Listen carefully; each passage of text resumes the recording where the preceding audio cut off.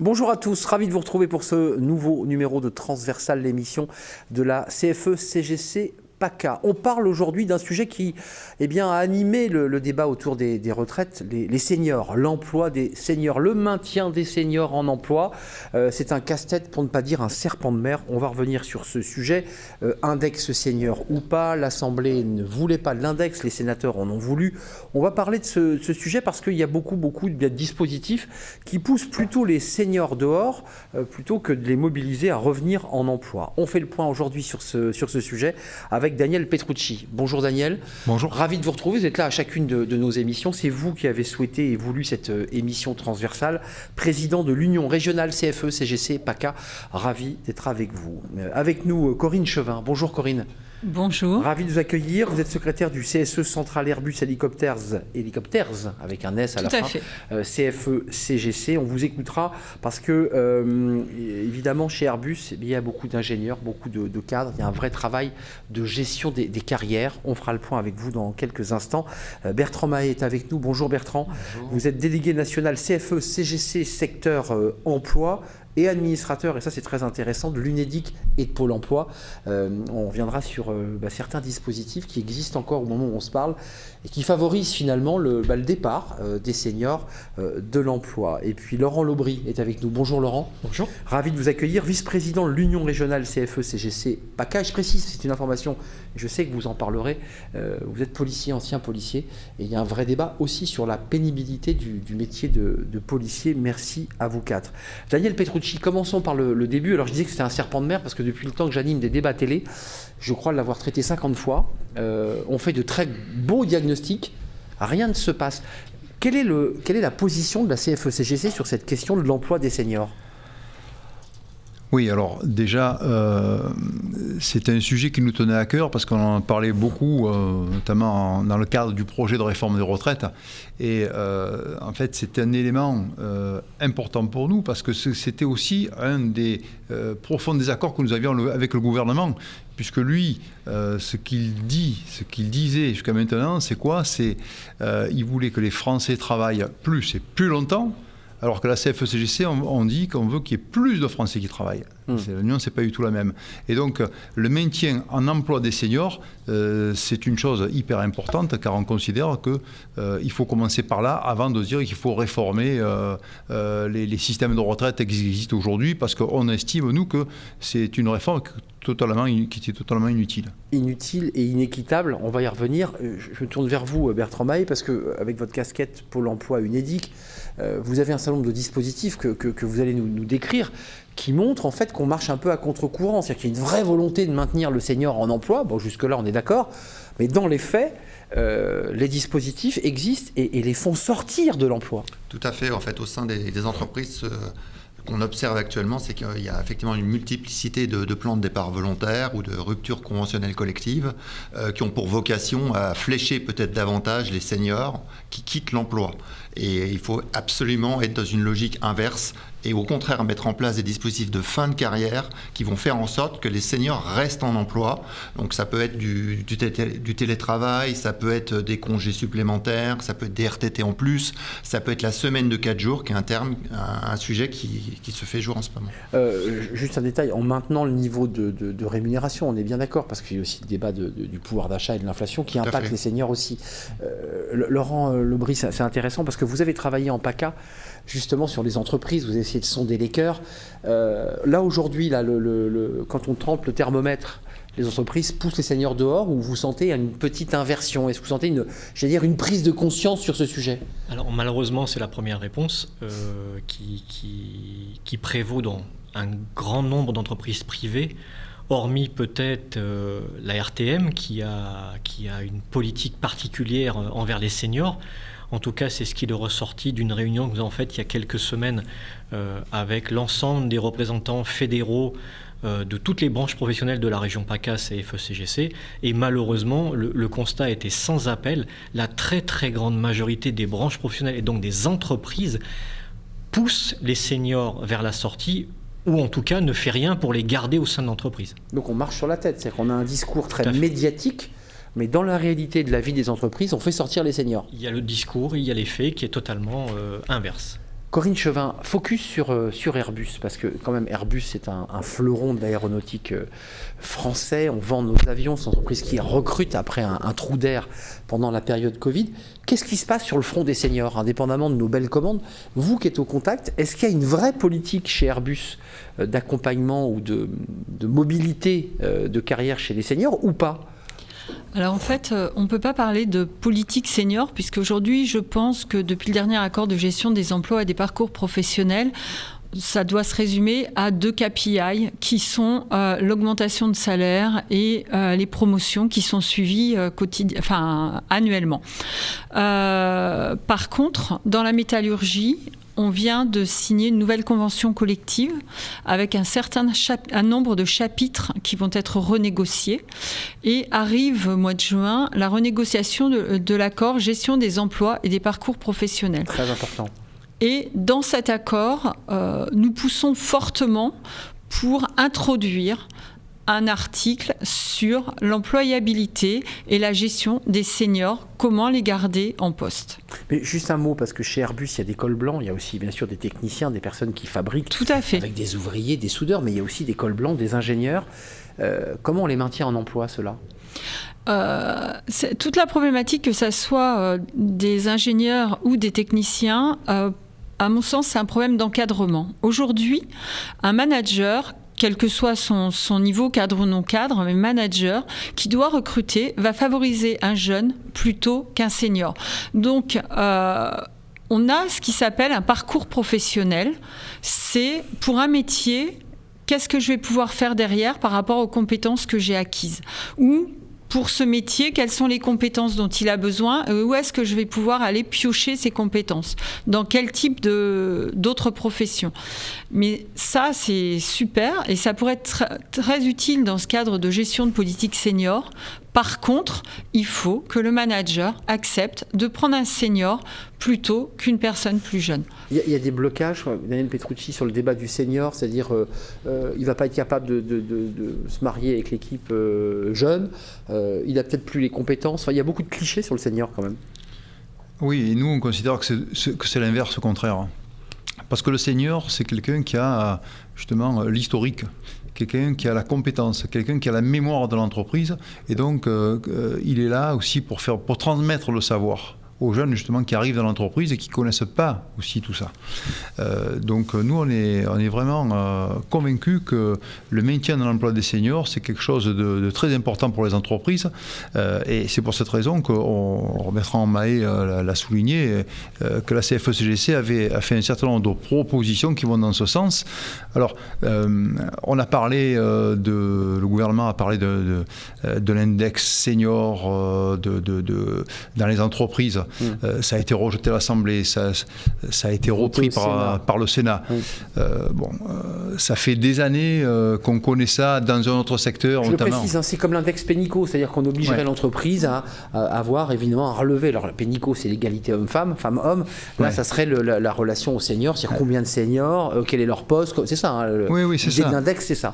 Mais justement, lorsqu'on regarde ce qui se passe depuis la loi Roudy, donc ça remonte à quand même près de 40 ans. Yvette Roudy sur l'égalité professionnelle entre les femmes et les hommes, où chaque année on a de beaux rapports qui nous sont donnés dans les entreprises où on nous explique on fait un état des lieux finalement et on voit qu'il n'y a pas d'égalité, on nous explique ce qu'on va faire pour l'année d'après et finalement l'année d'après on revient, on voit qu'il n'y a toujours pas d'égalité professionnelle. Nous on dit que ça, il faut arrêter, ça ne marche pas. Il n'y a qu'une chose qui marche et que les entreprises connaissent et comprennent en tout cas, c'est la contrainte économique.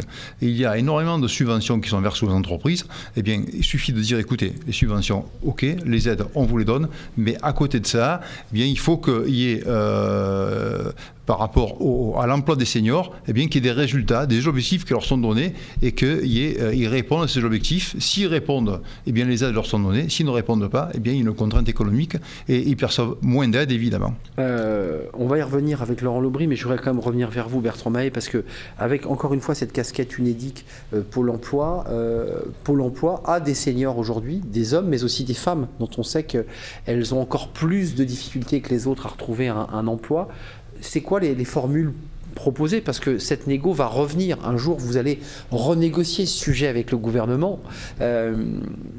Quelle est la position que vous défendez? Un bonus-malus, dit Daniel Petrucci, c'est-à-dire, voilà, on sanctionne l'entreprise, parce qu'on pousse aussi l'entreprise au même moment, excusez-moi, à embaucher des jeunes. Donc comment on fait là? Il faut embaucher les jeunes et garder les seniors? C'est ce qu'on appelle la conditionnalité, c'est-à-dire qu'on conditionne les aides avec un objectif, en l'occurrence ce qui concerne les seniors, avec un maintien de l'emploi dans l'entreprise. On ne parle pas d'embaucher des seniors, on parle simplement de maintenir les seniors dans l'emploi. Quelle est votre position? Parce qu'il y a un débat sur ces seniors, quand on les interroge, il n'y a pas que l'entreprise qui se sépare d'eux, il y a aussi le senior qui dit « Moi, ça fait 35 ans que je travaille dans la même boîte, pour certains, j'en peux plus, je veux partir ». Est-ce que ce n'est pas une réflexion plus profonde sur le rapport au travail, aux conditions de travail, à la manière dont on travaille? Alors, il y a plusieurs niveaux de réflexion. Il y a le départ choisi et il y a le départ subi. Pour ce qui est du départ subi, on parle du chômage. Et à ce moment-là, la CFE-CGC fait la proposition d'instituer, en fait, dans le cadre du bonus-malus, qui est en fait mis en place pour l'utilisation des contrats à durée déterminée, de mettre un facteur qui est lié en fait à l'attitude des employeurs vis-à-vis des seniors.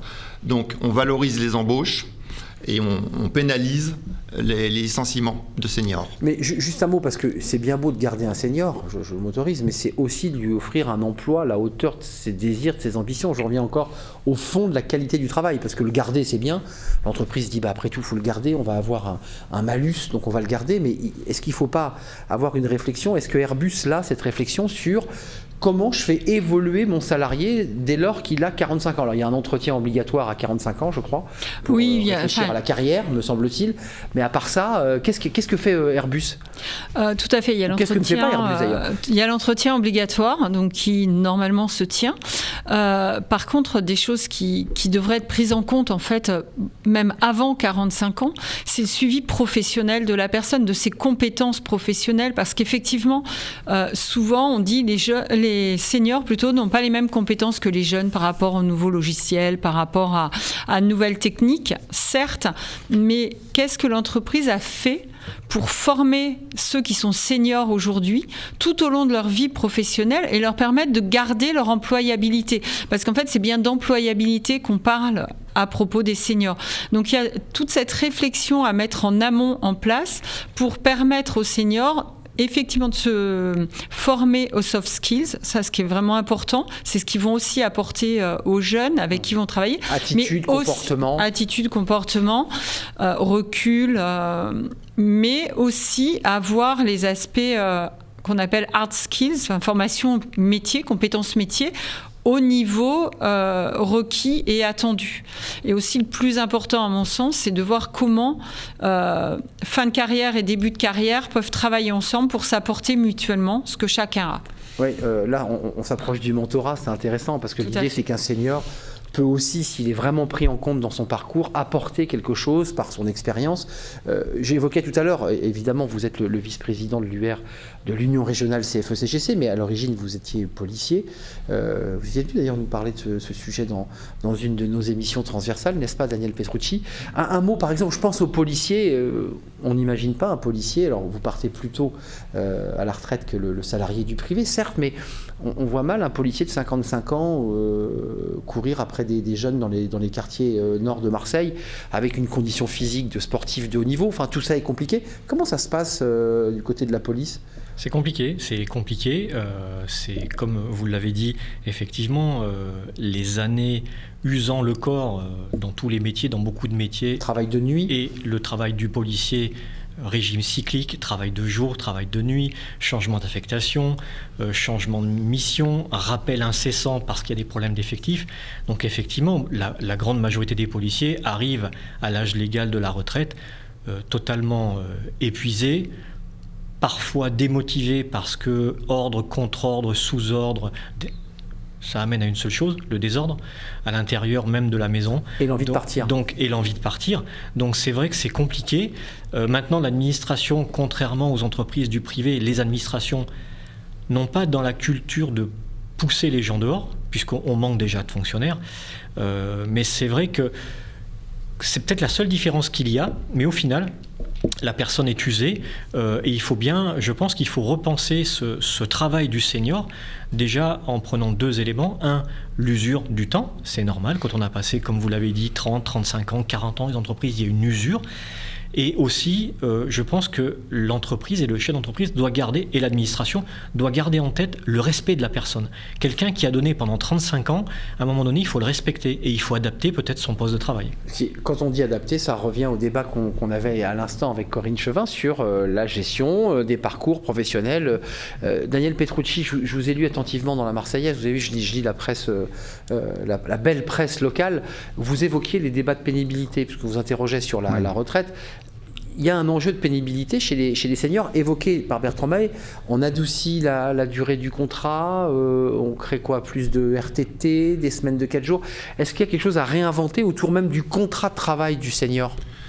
Bien, déjà, et c'est aussi une des propositions de la CFE-CGC, eh bien, c'est de faire en sorte qu'on ait une vigilance accrue sur la santé aussi des seniors. C'est-à-dire qu'à partir d'un certain âge, il faut qu'il y ait un contrôle de leur santé, où ils en sont physiquement, psychiquement, parce qu'il y a l'usure professionnelle physique, dans certains métiers, ça c'est indéniable. Mais il y a aussi l'usure psychique, la charge mentale, c'est quelque chose de très important. Et donc, pour cela, il faut qu'il y ait des mesures pour ces personnes-là qui soient adaptées à leurs conditions physiques, je dirais, à l'état de leur santé, des mesures adaptées de façon à regarder est-ce qu'ils sont en capacité déjà à pouvoir continuer ou pas, et s'ils peuvent continuer, eh bien, quelles mesures, Bertrand le disait tout à l'heure, semaine de 4 jours, plus de télétravail, etc., etc. Ce sont des propositions très sérieuses qui sont faites par la CFE-CGC. Il y a du jeunisme chez les entreprises, parce que vous les avez testés en PACA, donc vous nous disiez qu'on était un peu loin du compte, au moment où on se parle. Est-ce qu'il y a une forme de jeunisme? Est-ce que ce jeunisme, il est lié aussi au niveau de rémunération? Parce qu'on entend aussi beaucoup que le senior, c'était un vrai débat, coûtant cher, ayant un salaire plus élevé, on préfère prendre un jeune à niveau égal. Est-ce que c'est vrai, ça, encore? Alors, il y a effectivement ce débat dans les entreprises. On gère en ce moment finalement une situation en mode boomerang, c'est-à-dire que pendant des années, en fait, on a géré par les coûts, et puisqu'on gérait par les coûts, on avait tendance à exclure ceux qui, entre guillemets, coûtaient le plus cher. Alors, ils coûtent plus cher puisqu'en finalement, ils ont l'ancienneté pour eux, donc c'est un peu normal que naturellement, ils coûtent plus cher. Pour citer un chiffre, en fait, en moyenne, une personne de moins de 25 ans gagne 18 000 € par an. Alors qu'un 55 ans et plus est au double, environ à 35 000 € par an. Donc en fait, effectivement, on fait des arbitrages pour se séparer de gens qui sont supposés coûter plus cher. Donc variable comptable. Tout à fait. Juste un petit mot côté Airbus, puis j'aimerais entendre Daniel Petrucci, parce qu'on n'en a jamais autant parlé de ces seniors et qu'à un moment donné, il va bien se passer quelque chose, ça va aboutir un jour. Vous, les propositions que vous faites, parce que vous êtes représentant de CFE-CGC, membre du CSE, Airbus Helicopters, puisque c'est en anglais, qu'est-ce que vous proposez concrètement? Qu'est-ce que vous proposez à la direction sur ce sujet? Bien, déjà, on a toute cette proposition donc d'avoir une formation continue et permanente pour maintenir l'employabilité des seniors, mais on va avoir aussi des propositions de maintien dans l'emploi. À une certaine époque, quand on avait un directeur dans un grand département, on avait toujours un adjoint. L'adjoint était celui qui avait la technique, je dirais, parce que bon, je suis dans une entreprise qui est quand même très technique, et le manager pouvait plus se concentrer vers le management de ses équipes, les hommes, l'humain. Et pourquoi pas remettre ça en place? Parce qu'en fait, aujourd'hui, on s'aperçoit que les très bons techniciens ne sont pas forcément des bons managers, et les très bons managers ne sont pas forcément de bons techniciens. Il y a de la place pour tout le monde. La seule chose, c'est d'accepter d'avoir une structure, enfin, on parle d'une personne dans chaque grand département, ce qui devrait faire une dizaine de personnes à l'échelle d'Airbus Helicopters. On est quand même sur le site de Marignane 8000 environ, donc ça va pas peser lourd. Mais au moins de remettre en valeur les seniors par rapport à ce qu'ils ont acquis en termes d'expertise et pouvoir les faire accompagner soit les jeunes, soit avoir des postes d'experts dans certaines professions pour pouvoir faire avancer des dossiers plus techniques et qu'ils soient reconnus. Parce que le problème aujourd'hui, c'est que les seniors n'ont pas aussi envie de rester dans l'entreprise. J'allais y venir. C'est la grande débandade aussi côté seniors. Ils vont voir les DRH en disant « mais libérez-moi, j'en peux plus ». Vous le vivez ça chez Airbus? Oui, ou s'ils ne le disent pas, ils sont démotivés, donc ça se ressent au niveau du travail, mais ça ne se mesure pas par un pourcentage et tout ça, donc c'est plus difficile à palper. Mais le fait qu'il ne soit pas reconnu... Comme disait Laurent, prenez soin de ceux qui ont fait 35 ans de carrière et ne les négligez pas, parce que c'est ça la question qui est posée. Daniel Petrucci, est-ce que, pour en venir à une question plus macro, est-ce qu'en réglant le problème des seniors, j'ai l'impression d'avoir posé la question 1500 fois, on règle le problème des retraites? Question à 1000 €. Hein. Si j'avais la réponse, non, mais ça va dans le bon sens, je dirais. Alors, pour nous, on considère qu'il n'y a pas aujourd'hui, au moment où on se parle, de problématique de caisses de retraite. Les caisses de retraite sont bien gérées. On a des réserves très conséquentes de plus de 180 milliards d'euros. Et d'ailleurs, pour le coup, on peut dire que les partenaires sociaux, organisations patronales et syndicales, ont bien travaillé, puisqu'il y a une très bonne gestion qui a été faite. Donc il n'y a pas de sujet sur les retraites, si je vous entends. Non, il n'y a pas de sujet. Par contre, il y a un véritable sujet sur les seniors, effectivement. Et nous, on considère que les seniors, si on traite bien le sujet des seniors, il y aura encore moins de sujets sur les retraites. Aujourd'hui, ce qui se passe, c'est quoi? C'est que, Laurent l'a dit tout à l'heure, on s'aperçoit malheureusement que les seniors, et Corinne l'a dit aussi, manquent de reconnaissance lorsqu'ils arrivent en fin de carrière. Donc ce qu'on dit, c'est qu'il faut qu'ils soient valorisés, qu'ils soient reconnus en tant que seniors.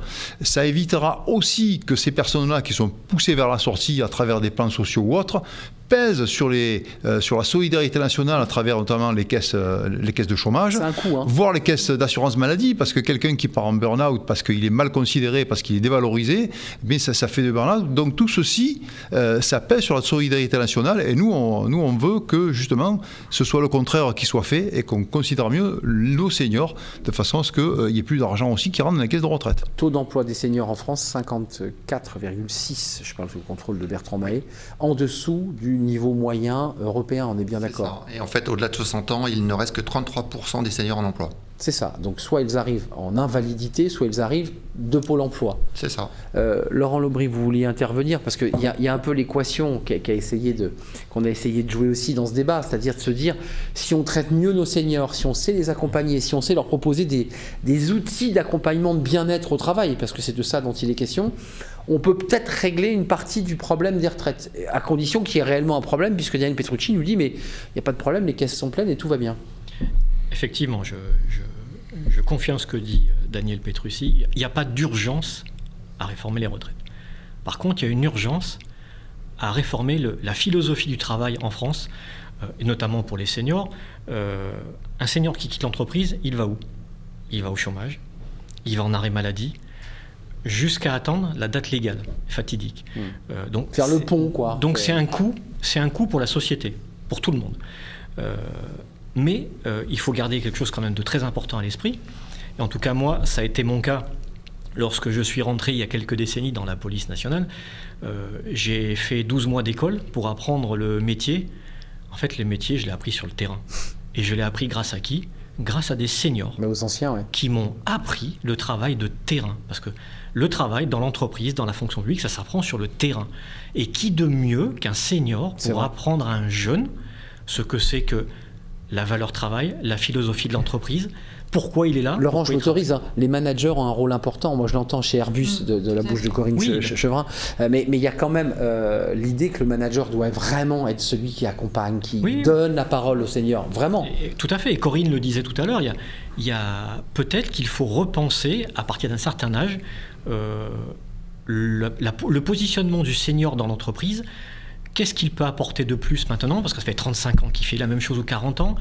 Et comment on le regarde aussi? Voilà, et il faut qu'il puisse apporter une plus-value d'expérience. C'est très important pour garder l'ADN de l'entreprise toujours vivant. Qu'on retrouve beaucoup effectivement dans la police, peut-être moins dans l'entreprise privée. Vous êtes d'accord avec cette idée? C'est le regard qu'on porte sur le senior et le rapport qu'on a à notre travail. Les managers ont un rôle important à jouer. Pour conclure. C'est d'autant plus vrai que la crise Covid, en fait, a eu pour conséquence que le collectif de travail a été atomisé et on a travaillé à distance. Donc, en fait, il a été abîmé, ce collectif de travail. Et le fait, justement, d'avoir des gens qui ont de la seniorité, qui sont capables d'avoir l'historique de l'entreprise, l'entreprise, peuvent transférer les savoirs. C'est eux qui vont reconstruire, un peu contribuer à la reconstruction du collectif de travail. Emploi senior, une chance pour l'entreprise, c'était le thème de notre émission. C'était un vrai plaisir de partager ce moment avec vous. Merci à vous, Daniel Petrucci. Je ne sais pas si je le prononce bien quand j'entends Laurent Petrucci.